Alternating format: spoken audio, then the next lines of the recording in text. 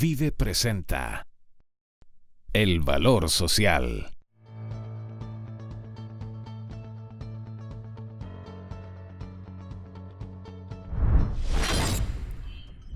Hola amigos, bienvenido a una nueva edición del Valor Social. Esta semana terminó por fin el paro de los profesores. 50 días de paro ha sido un alto costo para los profesores, para su directiva, para los alumnos, sus padres y para el ministerio. Como lección sacamos que alargar demasiado las negociaciones no resulta ser beneficioso para ninguna de las partes. En segundo lugar, nuevamente el Instituto Nacional ha dado que hablar.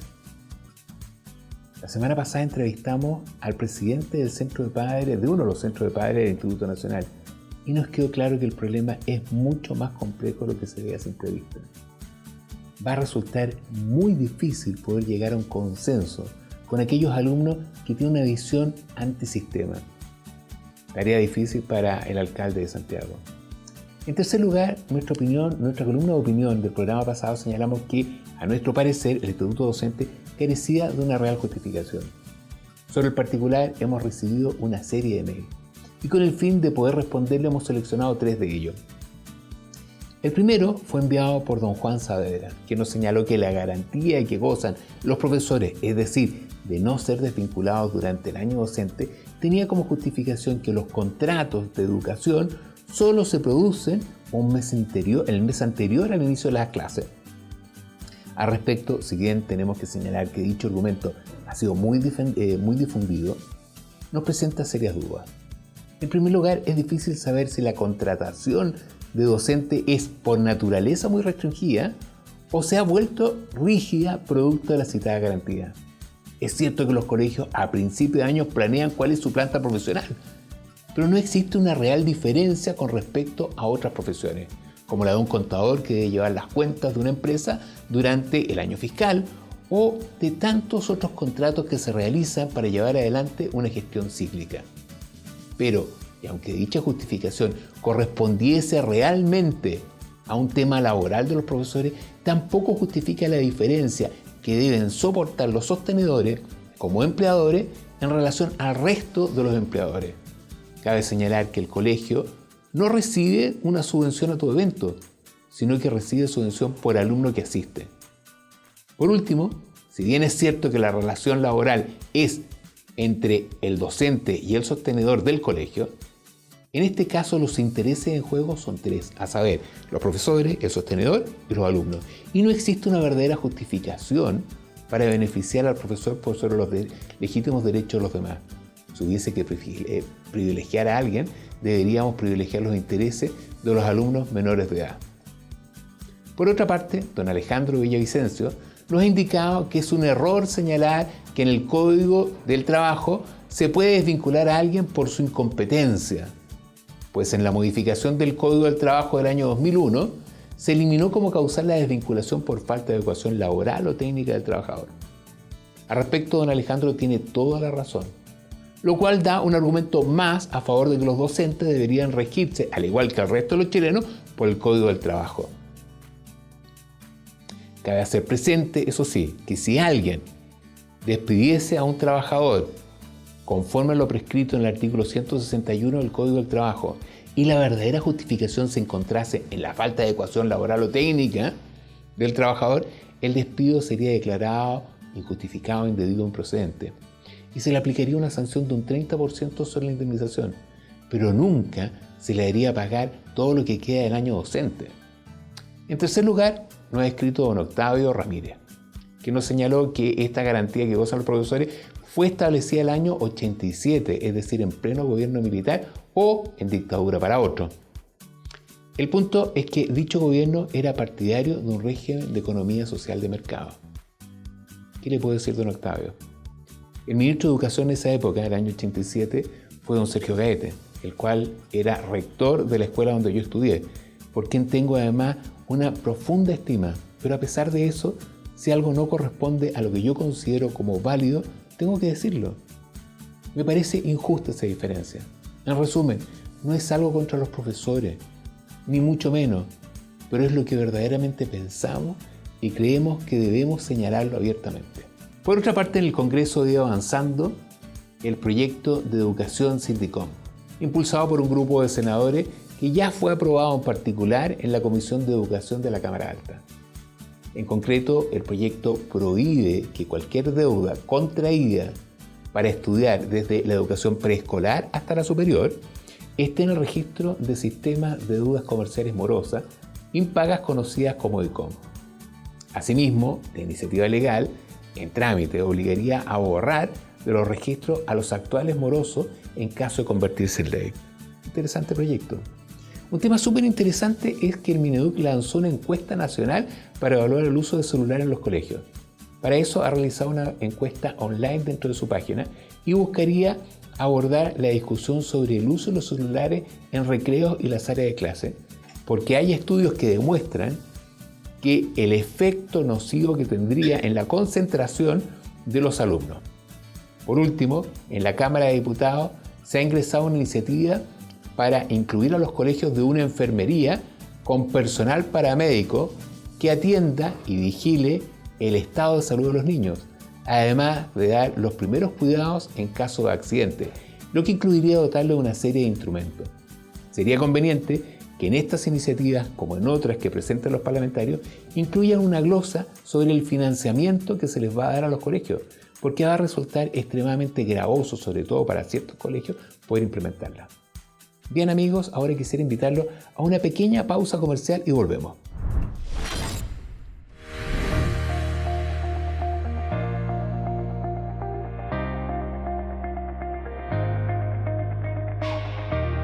Invercol es una empresa de servicios de gestión escolar, líder en el mercado desde el año 2009.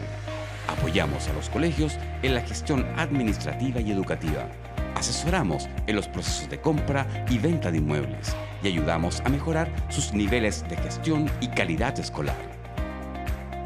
Invercol ofrece principalmente servicios de asesoría financiera, legal, educativa y corretaje de inmuebles educativos, siempre orientados al logro de altos estándares de calidad, compromiso y seriedad. Abarcamos todas las acciones necesarias para el buen funcionamiento del establecimiento de acuerdo a la legislación vigente en el aspecto laboral, financiero y educativo. Tanto en el área jurídica como en nuestras otras áreas, nuestro acento está en la confiabilidad y seriedad de los servicios integrales ofrecidos. Somos Invercol. Bienvenidos.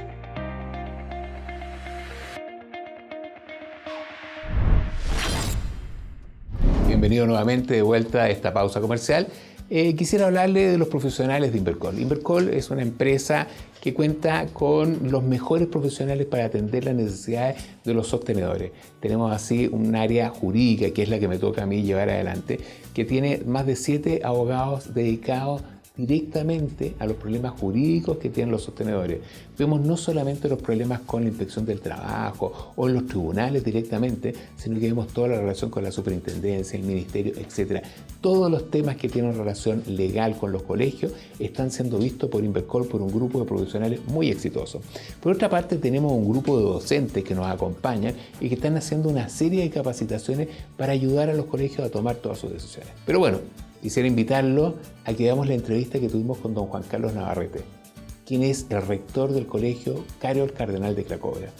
Un colegio muy exitoso y que tiene un sistema muy novedoso además para enfrentar la educación. Vamos a verlo, por favor.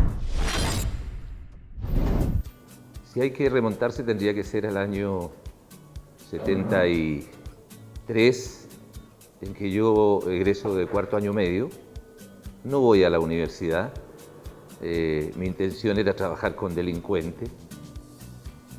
No entiendo por qué, pero siempre era eso lo que yo quería hacer. Mi mujer dice que yo soy un reencarnado de algún preso y que en la otra vida tengo que haber sido muy malo, porque ahora he tratado siempre de hacerle el bien a las personas. Me inicié trabajando para el Consejo Nacional de Menores, donde yo conocí la extrema pobreza de nuestro país. Primero que nada en centros de observación y diagnóstico donde se recogían todos los niños de las calles, los niños vagos, y los encerraban. Y con esos chicos había que trabajar. Ahí me sorprende el 11 de septiembre del 73, fecha en que me quedo solo en un establecimiento asistencial con 96 menores. Y ahí me di cuenta en esos 3 días que hubo toque de queda, que yo era capaz de poder dirigir. Y luego de eso pedí traslado a un hogar de simple protección que era el Cañaveral. La casa que tenía la secretaria de Allende, la Payita, se transformó en un hogar de niños. Y el gobierno militar entregó esto a la Fundación Niños Chilenos, que era donde yo trabajaba.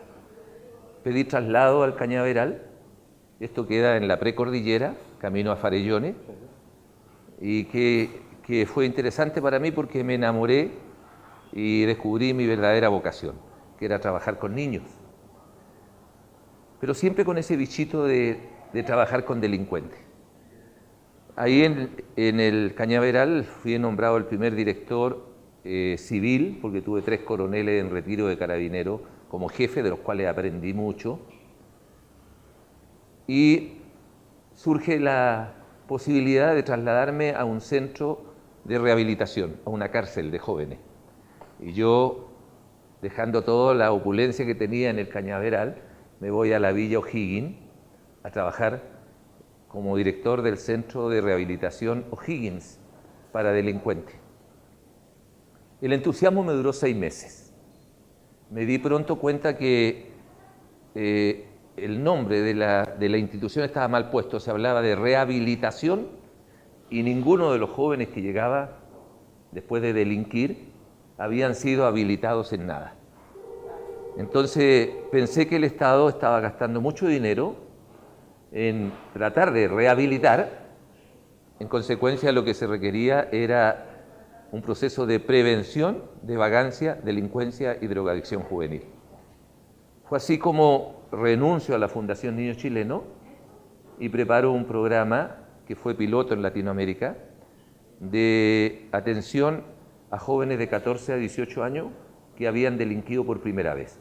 Y el tema era muy simple, era decirle a la jueza: este joven que delinquió por primera vez no lo encierre en una cárcel porque lo está mandando a la Universidad del Delito, déjemelo en mis manos, que yo a través de un proyecto que tenía 4 áreas, educación, deporte y recreación, salud y trabajo. Y ahí, en ese entonces estaba instalado en Avenida Mata, 519, casi esquina de Carmen, y ahí comienzo a recibir estos jóvenes. Eso fue el 13 de julio del 79.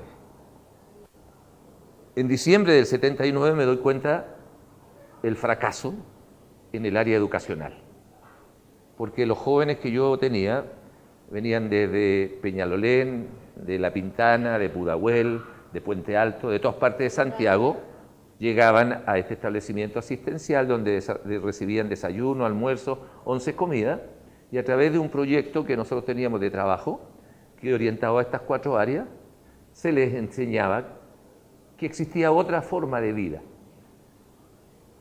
El fracaso estuvo en educación. Los jóvenes me lo habían echado de todas las escuelas, por lo tanto mi molestia mayor se la hice ver al secretario ministerial de aquel entonces, don Eric Muñoz, y don Eric me dijo que los colegios hacían uso de sus reglamentos internos, por lo tanto, si yo quería asistir a estos jóvenes de una manera diferente, tenía que hacer una escuela. Yo le dije que no era profesor, él me dijo que no era inconveniente no ser profesor para tener una escuela, por lo tanto hice mi escuela, pero inmediatamente me puse a estudiar pedagogía, y así como llego a la educación. Esa escuela nace en Avenida Mata con Carmen en el año 1980 y atendía a los 120 jóvenes de 14 a 18 años que habían tenido problemas con la justicia o estaban en necesidad de ser asistidos porque había que apoyarlos por abandono. ¿La justicia los derivaba al colegio? La justicia, por intermedio de la jueza, los derivaba al colegio. El año 80 me alegra mucho cuando recibo el decreto cooperador de escuela reconocida, pero la sorpresa fue mayúscula porque me lo autorizaron por 1 año.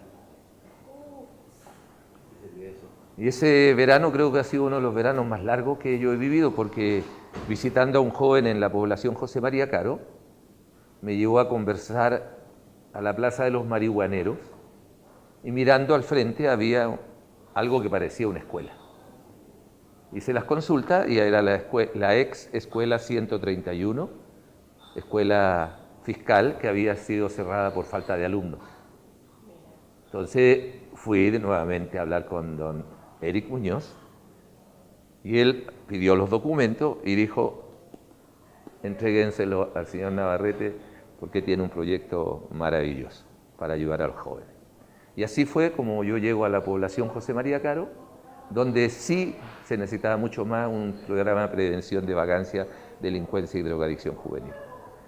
Llegando eran 4 aulas, al lado de un basural. Traslado la escuela de los jóvenes a una escuela vespertina e inauguro la escuela básica 262 Carol Cardenal de Cracovia para atender niños de kinder a octavo básico. Porque pensando, dije yo, si tomo a estos chicos de 5 años, la prevención va a ser mucho mejor. Y así comienza esta locura, sin querer ser sostenedor ni profesor, me encuentro con una escuela siendo sostenedor y representante legal. Pero ese era el camino, ¿no? Porque finalmente la forma de regularizar este sueño y estas ansias tuyas de aportar a lo que la sociedad desecha, claro. El conducto regular era ese, y yo creo que era la patita que faltaba para que tú pudieras desarrollar a plenitud este sueño, ¿no? Así. Bueno, la necesidad nos hacía ser creativos. Yo tengo alumnos abuelos que tienen sus nietos en nuestra escuela y que fueron alumnos nuestros. Ellos nunca olvidan el show Buscando una Estrella, el Festival de la Voz, el Mundialito de la Amistad, la Feria de Diversiones. Nosotros nos diferenciamos en pequeñas cosas. Sin embargo, esas pequeñas cosas no hacían la diferencia. Y así tuvimos largos 18 años tratando de hacer una escuela.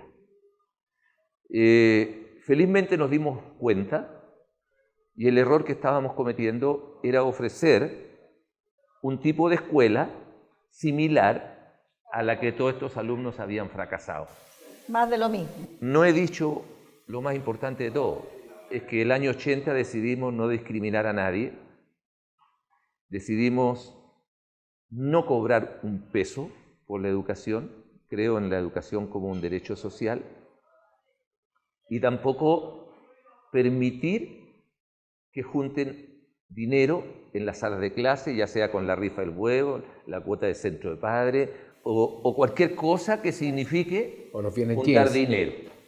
¿Por qué? Porque la experiencia me demostró en los primeros años que muchos tesoreros de cursos, cuando llegaba al final no tenían el dinero y yo tenía que estar parchando dinero para evitar cualquier escándalo. Tengo una laguna de 15 años sin ningún tipo de imposiciones y me pasaba desde diciembre a marzo tratando de refaccionar los grandes destrozos que yo tenía, porque eran alumnos que eran destructores, con problemas, claro, conflictivos.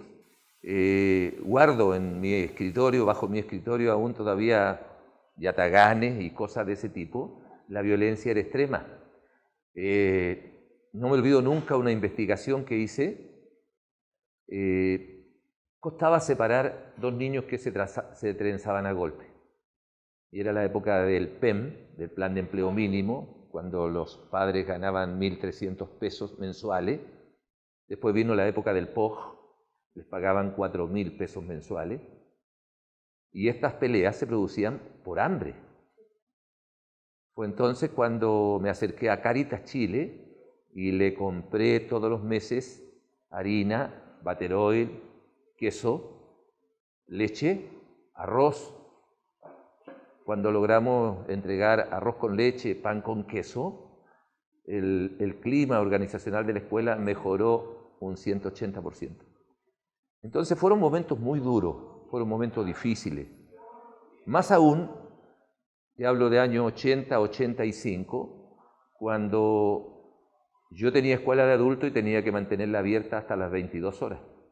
Y salir de la población José María Caro A esa hora era imposible, ¿no? era una guerra civil donde se juntaba el lumpen, la delincuencia y el activista político, donde se quemaban kioscos. A mí 2 veces me asaltaron en el auto, yo siempre llevaba moneda, llevaba cigarro y me dejaban pasar. Salía con una toalla húmeda en el auto por las bombas lacrimógenas. Fueron momentos muy difíciles. Pero yo creo que eso difícil es lo que le hace a uno crecer y le hace querer mucho más lo que uno ahora disfruta. Y de ahí nace la creatividad de este proyecto que tú tienes hoy día. La verdad que el año 80, el año 97, 98, Consejo de Evaluación y Crítica. Famosos consejos de evaluación y crítica, donde todos se afilan las uñas, aquí no hacemos pedazos. Era la época en que ahí se hacía la evaluación anual. Ese año yo había enviado a una profesora a un seminario de la UNESCO y ella llegó con un documento que no le tomó mucha importancia y me lo entregó. Y hablaba de los gobiernos estudiantiles de Colombia. Los maestros del campo en Colombia hicieron gobiernos estudiantiles para ayudarse en sus labores administrativas pedagógicas. Y yo tengo un problema, unos dicen que es una virtud. Yo me duermo todos los días muy bien, pero mi inconsciente sigue trabajando y se me develó a mitad de noche y me hizo despertarme y escribir, y soñé una escuela gobernada por niños. Y era una escuela maravillosa y yo llegué al día siguiente a hablar con mis maestros del sueño que había tenido. ¿Y cuál fue la respuesta de ella? La respuesta de ellos fueron que yo estaba loco. Estabas loco, claro. Estaba loco. Que cómo yo podía pensar que los niños podían ser autoridades. Y cómo los niños van a tener poder y mandar más que los profesores. Me fui amargado ese verano, pero en el verano creé un cuento que, utilizando a los profesores al año siguiente, en el mes de marzo, les relaté el cuento a los alumnos, les hice contestar unas preguntas, y lo que los profesores no sabían es que la pregunta 1, 2, 3 estaba enfocada a la formación ciudadana, a liderazgo, a trabajo de equipo, y luego tabulo los resultados y se los presento en el primer consejo de marzo a los profesores, y los profesores dicen, bueno, si los niños quieren, probemos. Qué bueno. Ese año terminé dando charlas a 700 profesores de educación cívica en la Salón de Honor del Congreso de la República, y con una feria itinerante, porque fui muy cuidadoso en ir guardando todos los verificadores que permitieran mostrar que es posible lo que estábamos haciendo. El año 80, como les decía, el año 98, comenzamos con esta aceptación de los profesores. Pero no me quedo tranquilo y digo yo, esto tiene que salir fruto de una investigación. Y comienzo a hacer talleres con niños, con padres apoderados y con profesores. Y la pregunta era muy simple. ¿Cuál es la escuela soñada de los padres? Y a través de una actividad lúdica, entretenida, donde voy invitando padres que no se conocen y haciéndolos trabajar en un país ideal. Y este país ideal, ellos no se daban cuenta que estaban sacando de adentro todo lo que ellos soñaban para hacer una escuela. Ellos me dan las primeras luces, los trabajos de los padres sirvieron de motivación para mostrarle a los niños y también extractar de los niños los sueños y anhelos que tienen de una escuela al gusto de ellos, y luego los profesores. Cuando tuvimos toda esa información, con eslogan, yo trabajo mucho los eslogan, pudimos darnos cuenta la carga valórica que se pretende de una escuela y, por sobre todas las cosas, la fundamentación y el sentido que debe tener una escuela. Entonces, para hacer verbo esto, yo transformo toda esa información en una constitución política, siguiendo los pasos de la constitución política del gobierno de Chile. Hago una constitución política, les entrego a los padres apoderados, profesores, para trabajar con los alumnos y les invito a un plebiscito del sí o del no. Sorpresa, el 87% del alumnado, eran 350 alumnos, votan que sí. Por lo tanto, ese día la escuela se declara república independiente. Bien, nuestro director nos ha señalado que ya se nos acaba el tiempo y tenemos que terminar el programa. Pero quisiéramos recordar que lo que vimos. Vimos 6 noticias referentes al área de educación. La primera fue el fin de paro de profesores, la segunda el tema del Instituto Nacional. Respondimos ciertos mails que nos habían llegado a nuestra columna de opinión anterior. Vimos el tema de educación Sindicom, la consulta nacional que está haciendo el Mineduc sobre el uso de celulares en la sala de clases y en los recreos. Y por último vimos el tema de implantar o tener dentro de cada colegio una enfermería con personal paramédico. Luego continuamos con la entrevista que hicimos a Juan Carlos Navarrete. Sumamente interesante esa entrevista. Y nada, ya nos queda solamente invitarlo para que nos veamos la próxima semana. Adiós, amigos.